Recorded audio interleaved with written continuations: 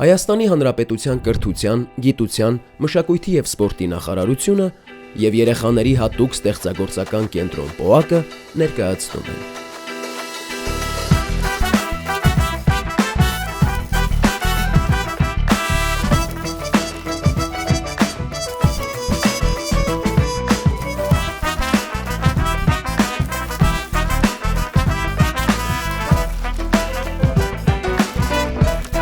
Քո արվեստը դպրոցում։ Մեր այսօրվա հանդիպումը տեղի ունեցավ մայրաքաղաք Երևանում։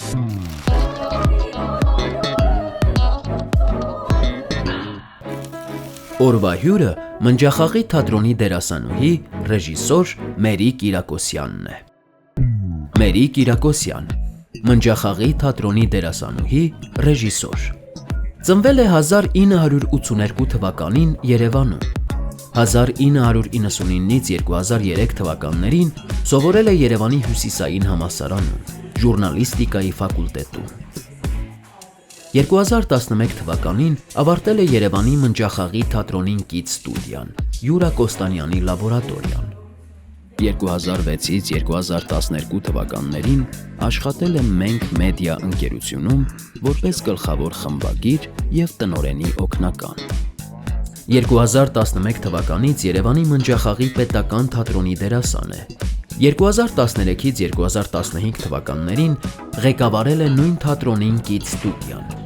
2017 թվականին հիմնադրել է Պրոցես կենտրոնը և մինչ օրս դասավանդում է այնտեղ։ 2016 թվականին Մնջախաղի թատրոնում բեմադրել է Անքնություն ներկայացումը։ 2023 թվականին Ալիսի երազում ներկայացումն արժանացել է Արտավազդ Հայաստանի ամենամյա ազգային թատերական մրցանակի որպես տարվա լավագույն մանկական ներկայացում։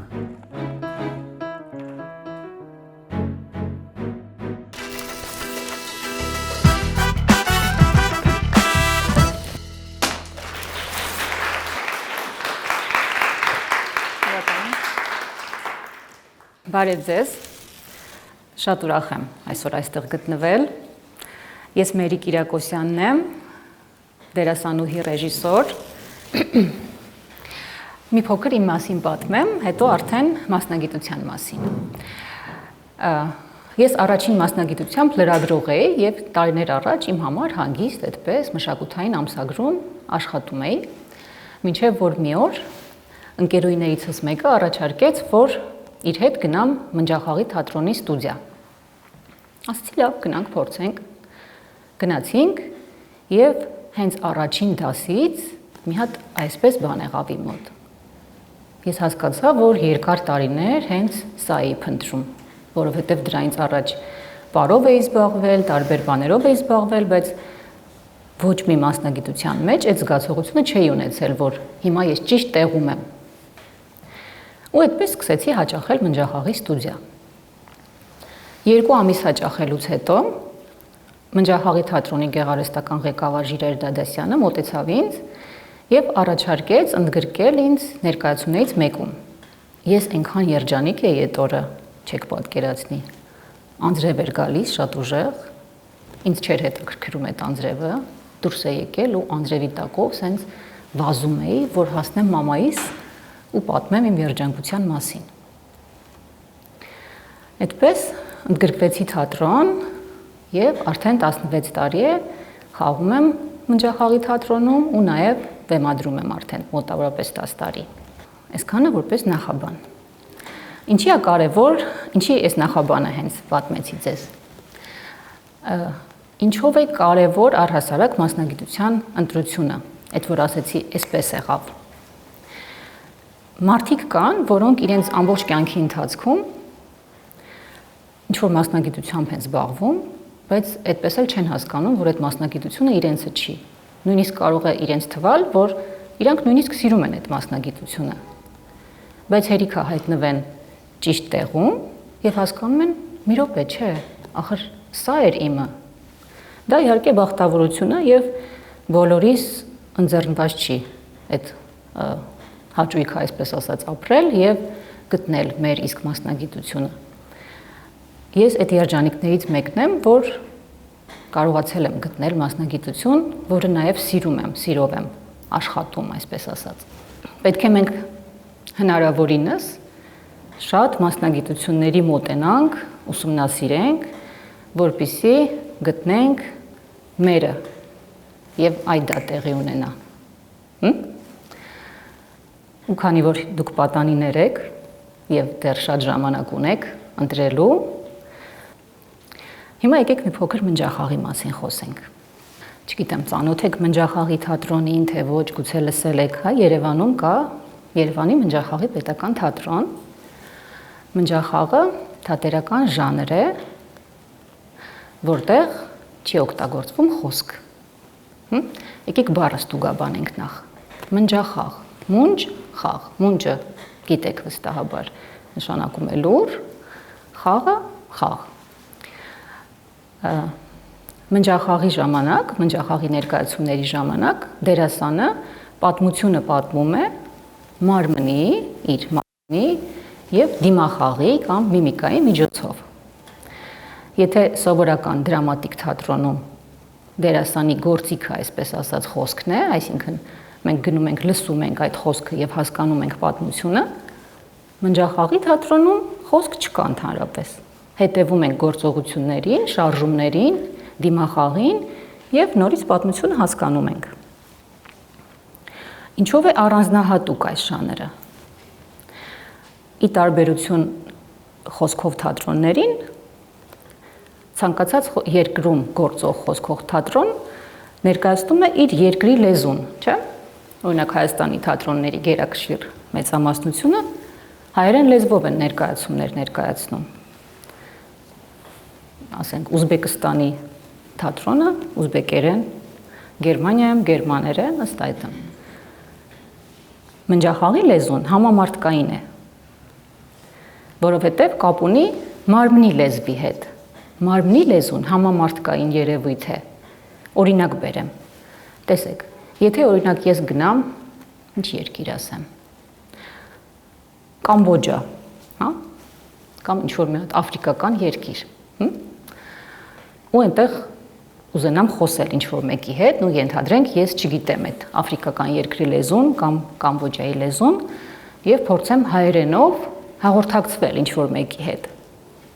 Բնականաբար ինձ ոչ ոք չի հասկանա, եթե բախտես չբերի ու դիմացս ինչ-որ մի հայ ազգի մեկը դուրս չգա, չէ՞։ Ինձ չեն հասկանա։ Իսկ եթե ես խոսեմ մարմնի լեզվով, օրինակ ենթադրենք, հա, ժեստով ինչ-որ մի մարդու ասեմ անմիջապես հասկացար, չէ՞։ Եվ կհասկանա նաև այդ Կամբոջայի քաղաքացին, աֆրիկացին, հնդիկը, ուր էլ որ գնաք։ Այսինքն հասկացանք, որ մնջախաղի լեզուն համամարտկային է։ Ուր էլ գնաս, ժեստերով որ խոսես, քեզ կհասկանան, չէ՞։ Ես առաջարկում եմ հիմա դուք ձեզնից մի քանիսը ովքեր ցանկություն կունենան, քանի որ բեմը այստեղ մեծ չի, մենք 4 հոգու հնարավորություն ունենք, ովքեր կցանկանան մոտենան, փորձենք այսպես պրակտիկ տարբերակում ծանոթանալ մնջախաղի ժանրի հետ։ Ես մի քանի արտահայտչամիջոցների ձեզ ծանոթացնեմ։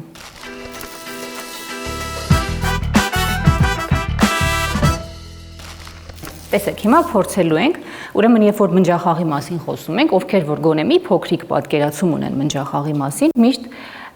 ասում են, այդ որն է, այն որ sense պատ են անում, հա? Այդպես բան, ստերեոտիպեր կան, որ մարդիկ այդպես են ճանաչում մնջախաղը, իհարկե մնջախաղը միայն այդ պատը չի, դրա մասին առանձին քիչ հետո կխոսենք։ Բայց քանի որ այդ ստերեոտիպը արդեն կա, գոյություն ունի, եկեք ամեն դեպքում ծանոթանանք այդ պատին, հա։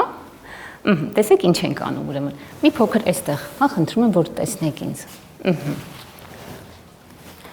Ուրեմն պատը։ Ձեռքը դնում ենք պատին, մյուսը դնում ենք պատին, հետո տեղափոխում ենք։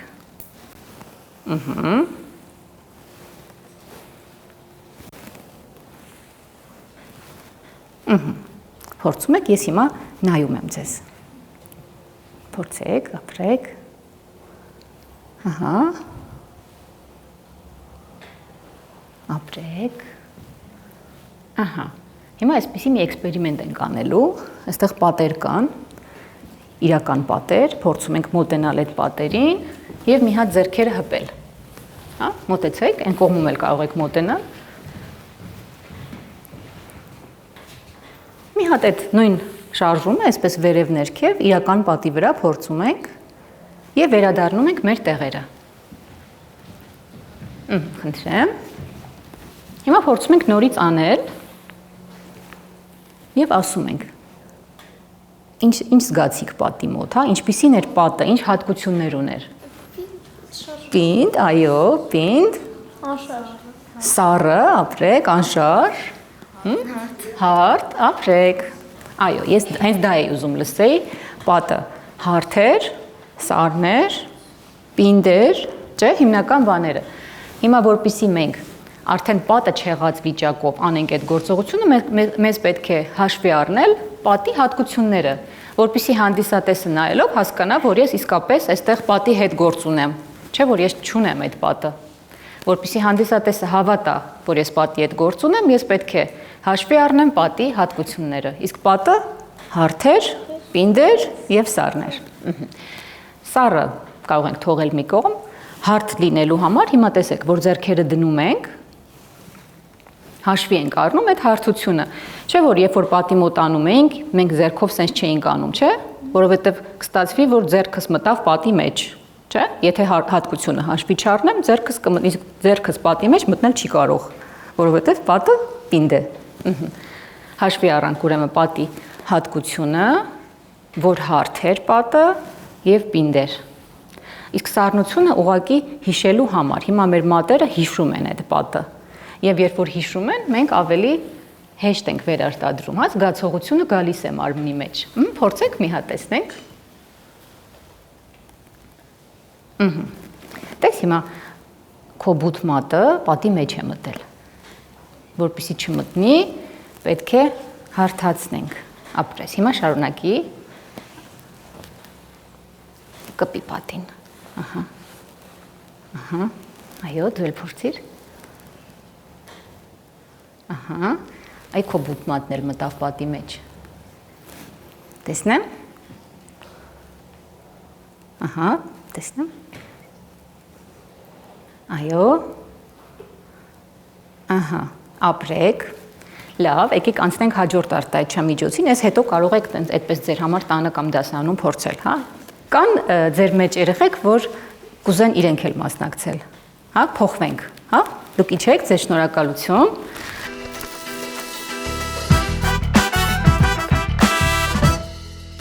Հիմա մի շատ հետաքրքիր արտահայտչամիջոց ենք փորձելու։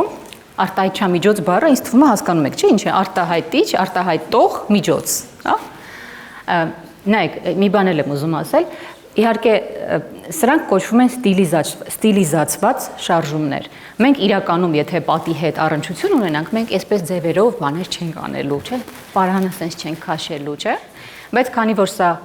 բեմ արվեստ է, բեմական արվեստ, ինքը ստիլիզացված է։ Վարժությունները մի քիչ կարող են ձևական թվալ, բայց բեմի համար դա նորմալ է։ Եվ այս արտահայտչամիջոցները, ինչ որ ես ձեզ ցույց եմ տալիս, հիմա սրանք դասական մնջախաղի արտահայտչամիջոցներ են, որոնք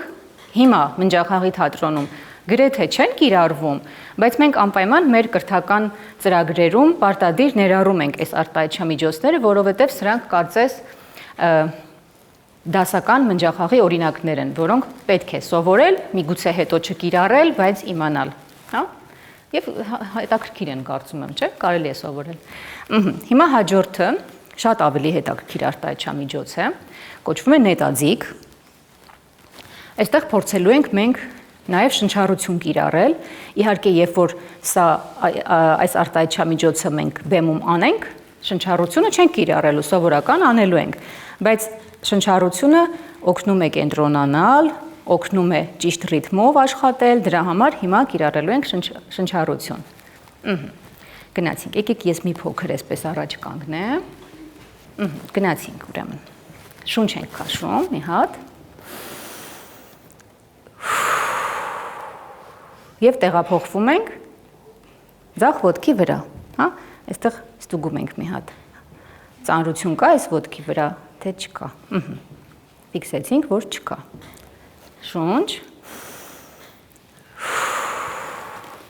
Ձևավորում ենք աղեղը։ Սա աղեղն է լինելու։ Շունչ։ Ձեռքը եկավ նետաձիգի։ Հանեց նետը, ծիծաղելի է։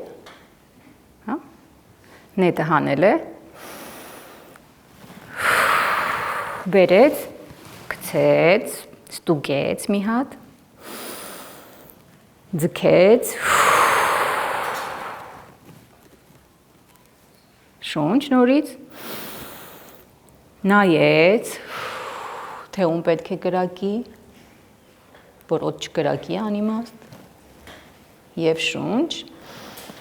կրակեց։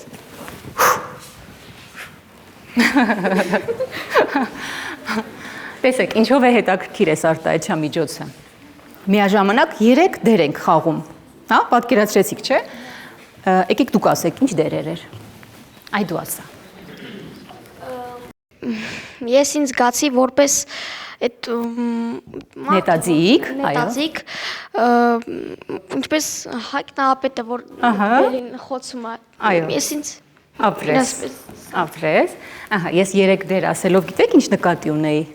որ մենք միաժամանակ եւ նետաձիգն էինք, եւ աղեղն էինք, եւ վերջում նետը դարձանք, չէ՞, նետը որ թռավ։ Հա, հենց դրանով է հետաքրքիր մնջախաղը, որ մենք կարող ենք լինել նետ, կարող ենք լինել աղեղ, կարող ենք լինել ծառ, նապաստակ, ինչ ասես, կարող ենք առհասարակ թատրոնը այդպիսին է, եւ առհասարակ թատրոնում ինչ դեր ասես, որ կարող ենք խաղալ մնջախաղում հատկապես։ Հիմա տիկնիկ ենք փորձելու։ Ահա, տեսեք, ուրեմն մենք ոնց պատը անելուց մոտեցանք պատին եւ հաշվի առանք պատի հատկությունները, չէ՞։ Հիմա նորից փորձում ենք հիշել տիկնիկի հատկությունները։ Այդ տիկնիկները շարժվում են այսպես իրանց այս հոդային մասերից, չէ՞։ Սրանք հոդեր են, չէ՞։ Ոտքը կարող է շարժել այստեղից, թևը կարող է շարժել եւ գլուխը կարող է շարժել։ Ինչ ենք անում, փորձում ենք։ Կանգնում ենք։ Եվ ամենակարևորը տիկնիկի դեմքը ինչպիսին է։ Գիշ։ Այնպիսին, ինչպիսին, որ իր դեմքը նկարել են, հա, այսպես։ Այսինքն եթե դեմքին ժպիտ են նկարել, դա ամրագրված է։ Միշտ ժպտում է այդ տիկնիկը, որովհետև նկարված է։ Հիմա պատկերացնենք, որ մենք ժպտացող տիկնիկներ ենք։ Այսինքն այդ աչքերը սառած են, հա, սառած հայացք է եւ կարող է ժպտալ։ Ձեռքը բարձրացնում ենք, իջացնում, բարձրացնում, իջացնում, բարձրացնում, մարմինով իջնում, գլուխը թեքում, մյուս կողմ բարձրանում։ Հա? Դուք փորձեք, սա մի քիչ իմպրովիզացիոն process է։ Ես տեսնեմ ինչպիսի տիկնիկներ ունենք մենք այստեղ։ Չենք մոռանում նկարված դեմքը։ Ապրեք։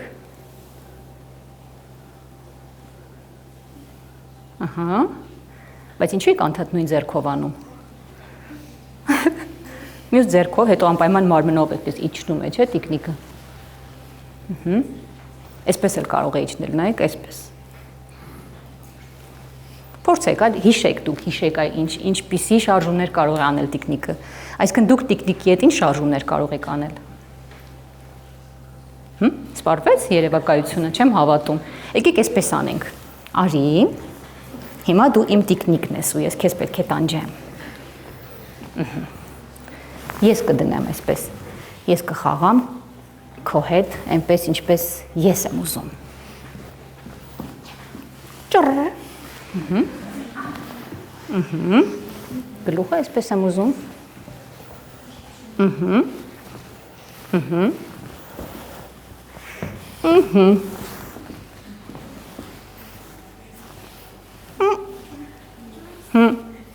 Նման է։ Ես այս ձեռք չէի շարժել։ Նորից։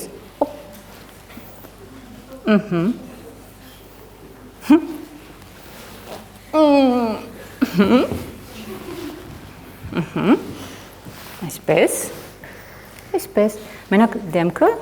զարացնում։ Ապրես։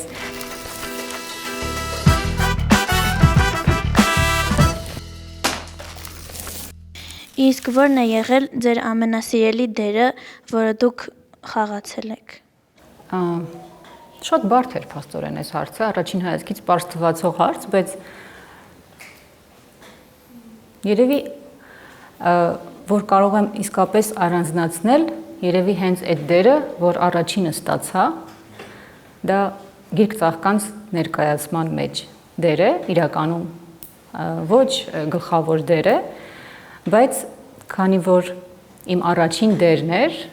ես այսպես շատ քնքշությամբ եմ վերաբերվում այդ դերին եւ մինչեւ այսօր խաղում եմ այդ դերը։ Եթե առիթ լինի,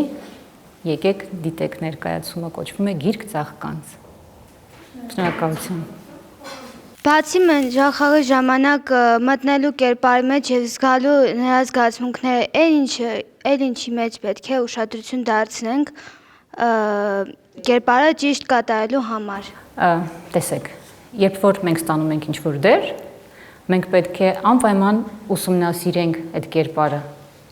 Հա, եկեք նորից այսպես գնանք բնություն եւ փորձենք կենդանիների օրինակով ասել։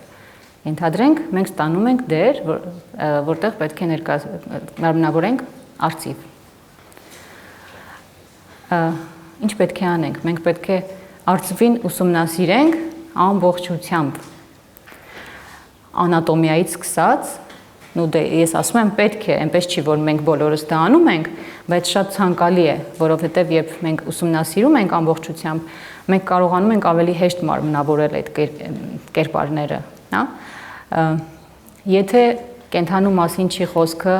նույնիսկ կենդանու պարագայում պետք է կարդալ, պետք է վիդեոներ դիտել, հա, ասենք արծիվը ինչպես է վայրեջք կատարում, ենթադրենք, հա, արծվի դերը պետք է խաղաս եւ այնտեղ մի հատված կա, որտեղ պետք է ցույց տաս ինչպես է արծիվը թռիչքից հետո գալիս եւ վայրեջք կատարում։ Ինչ պետք է անես դրա համար։ Պետք է նայես վիդեոներ,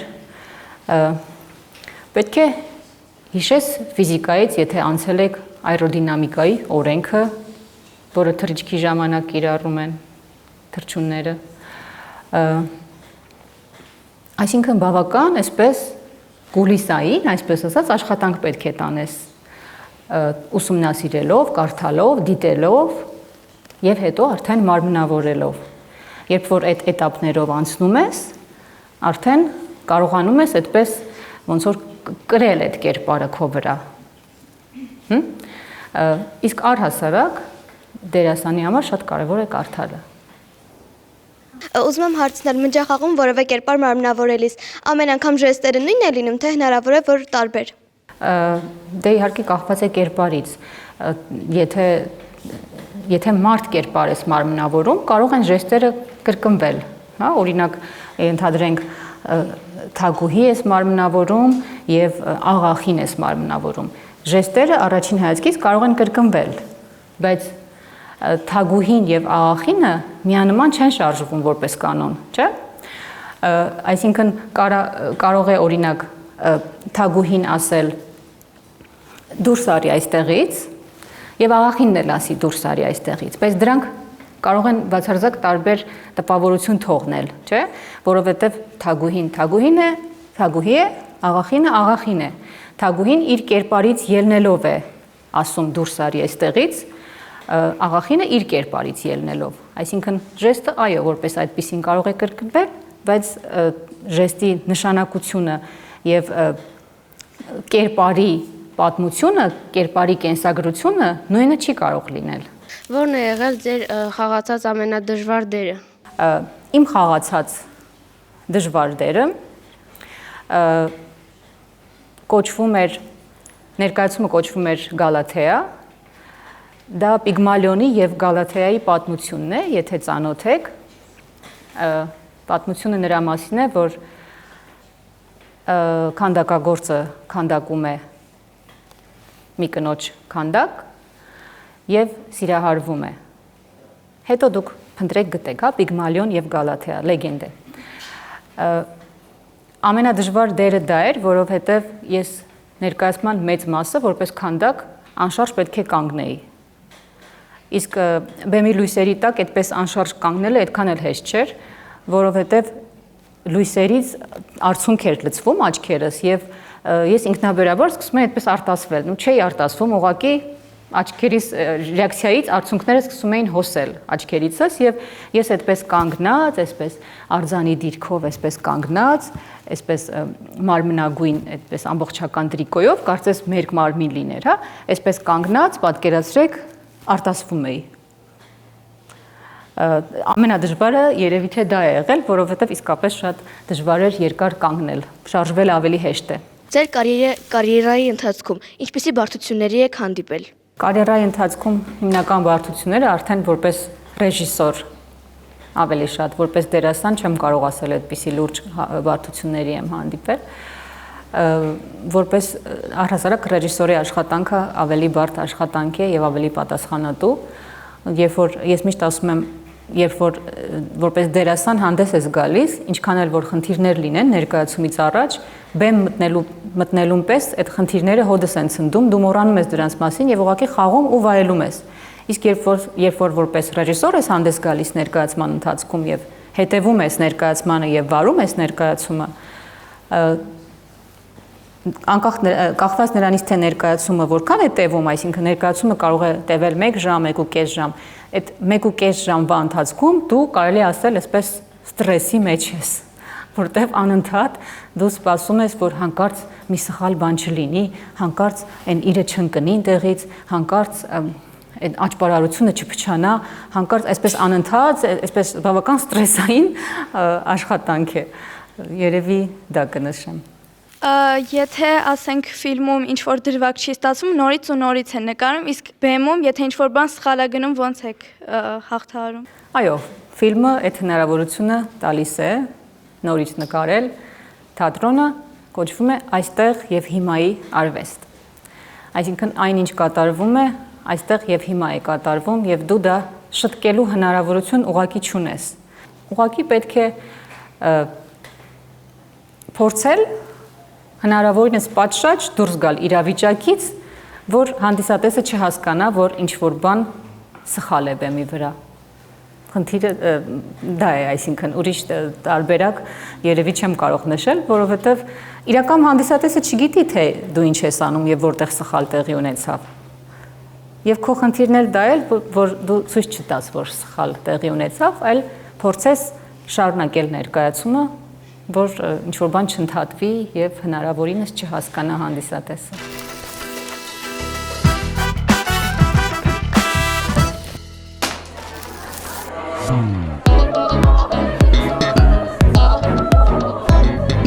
Շատ ուրախ եմ, որ մեր դասարանով մասնակցեցին քո արվեստը դպրոցում ծրագրին։ Շատ ուրախ եմ, որ գտնվեցի այստեղ այս միջոցառմանը։ Շատ ուժեղ տպավորություններ եմ ստացել։ Ուզում շնորհակալություն հայտնել մեր շատ հարգարժան հյուրին Մերի Կիրակոսյանին։ Ուրախ եմ մասնակցել քո արվեստը դպրոցում նախագծին, որի շրջանակներում ծանոթացա Մերի Կիրակոսյանին ու մնջախաղի կանոններին։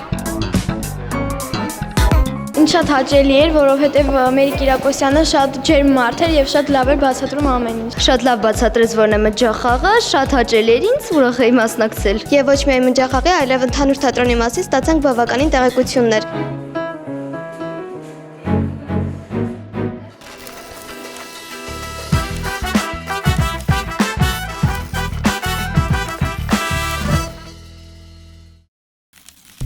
Գույներ, թե սև ու սպիտակ։ Գույներ,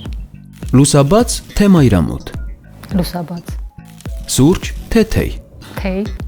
Ինքնաբուխություն, թե պլանավորում։ պլանավորում, Աշխատելիս լռություն, թե երաժշտություն։ լռություն, Ինչն է, որ միշտ կա ձեր արվեստանոցում կամ աշխատասեղանին։ նոթատետր եւ գրիչ, Արվեստն ավելի շատ զգացողություն է, թե միտք։ զգացողություն, Արվեստը ցավից է ծնվում, թե սիրուց։ երևի երկուսից էլ կարող է ծնվել։ Նշեք մեկ բառ, որը լավագույն կերպով բնութագրում է ձեր արվեստը։ Էսթետիկ, Առանց ինչի չեք կարող ստեղծագործել։ առանց իմաստի, Ինչն է ավելի կարևոր՝ ձևը, թե բովանդակությունը։ բովանդակությունը, Ինչն է ավելի դժվար՝ խոսել, թե լռել։ Լռելը, Որն է արվեստագետի գերբնական ուժը։ արարելը, ստեղծագործելը, ծնելը։